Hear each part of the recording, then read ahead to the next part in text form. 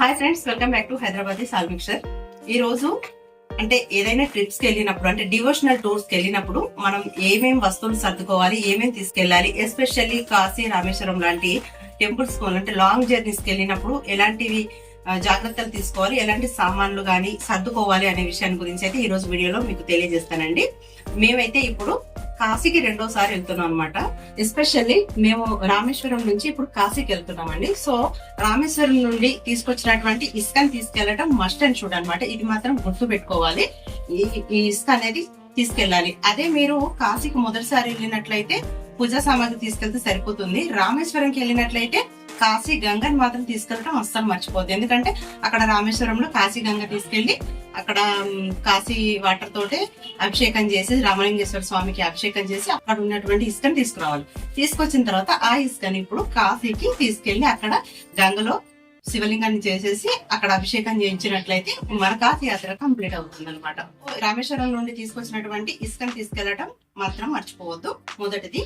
ఇంకా మిగతా పూజలు ఉంటాయి కదా, అందుకోసమని ఇదిగోండి ఇలా మీరు ఒక బాక్స్ ని తీసుకెళ్ళండి. లేదంటే మీరు విడిగా ప్యాకింగ్స్ అని తీసుకెళ్ళవచ్చు. ఇలా ఒకటే తీసుకెళ్తే మనకు ఈజీగా క్యారీ అవుతుంది. మనము అన్ని గుర్తు పెట్టుకుంటాం అనమాట. ఒకటి కూడా మర్చిపోకుండా కంఫర్టబుల్ గా ఉంటుంది. ఇలాంటివి మనకు బయట దొరుకుతాయండి, కొనుక్కోవచ్చు. ఇవి ఏమేమి ఉన్నాయో చూపిస్తాను. పసుపు, కుంకుమ, గంధం, అలాగే నైవేద్యానికి బెల్లం గాని స్ఫటికలు గాని తీసుకెళ్ళొచ్చు. దీపారాధన కోసం అయితే మ్యాచ్ బాక్స్, అలాగే అక్షింతలు, ఇంకా కర్పూరం, జవ్వాదు, ఇంకా బియ్యం, ఇలాంటివి పూజకు అవసరం అండి. ఇంకా బియ్య పిండి అండి, అంటే చలివిడి చేసుకోవడానికి, అలాగే ప్రమిదలు కూడా చేసుకోవడానికి కోసం అనేసి ఇలా బియ్య పిండి కూడా తీసుకెళ్తుంటారు. ఇంకా అమ్మవారికి అయితే వడబియ్యం కోసం అయితే బియ్యాన్ని తీసుకెళ్లారండి. కొన్ని అంటే మొత్తము మీరు తీసుకెళ్లాల్సిన అవసరం లేదు. మొత్తం 5 కేజీ పావు అనేసి తీసుకెళ్తుంటాం కదా, అలాంటివి తీసుకెళ్లాల్సిన అవసరం లేదు. 5 పిరికిళ్ళు వేసినా గానీ అమ్మవారికి నడుస్తుంది. అందుకనేసి బియ్యం అండి.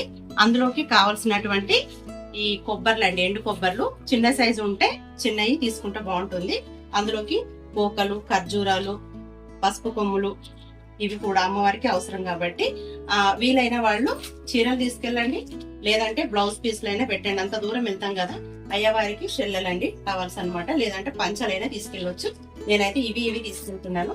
ఎక్కడ వీలైతే అక్కడ పెట్టడానికి, ఎందుకంటే అంత దూరం వెళ్తున్నాం కదా యాత్ర చేయడానికి. ఇంకా వత్తులండి, వత్తులు ఇంటి దగ్గరనే తడుపుకున్నాను. 365 వత్తులు వేరే పెట్టుకున్నాను, బొడ్డొత్తులు కూడా వేరే పెట్టుకున్నాను అనమాట. ఎక్కడ వీలైతే అక్కడ 2 తీసేసి గబుక్కున పెట్టుకోవడానికి ఈజీగా ఉంటుంది. ఇంటి దగ్గరే నేను ఇవి నానబెట్టుకున్నాను.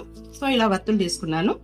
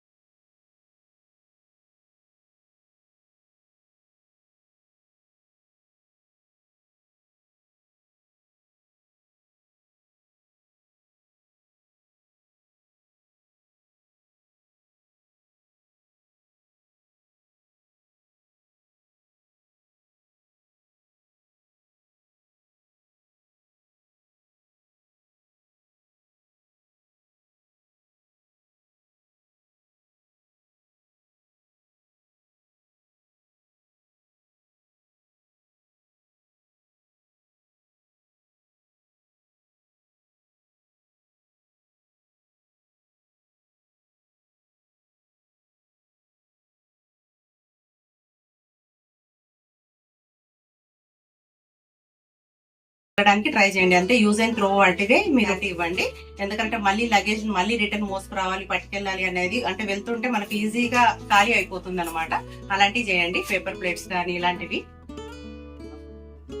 వీలైనంత వరకు మీరు ఒక 1 వీక్ ముందు నుంచే కొన్ని ఏది దొరికితే అది ఒక ప్లేస్ లో గానీ ఏదైనా బ్యాగ్ లో గానీ పెట్టుకోవడం ట్రై చేయండి. ఎందుకంటే అన్ని ఒకేసారి అంటే సర్దుకోవడం అంటే గుర్తుకుండవు.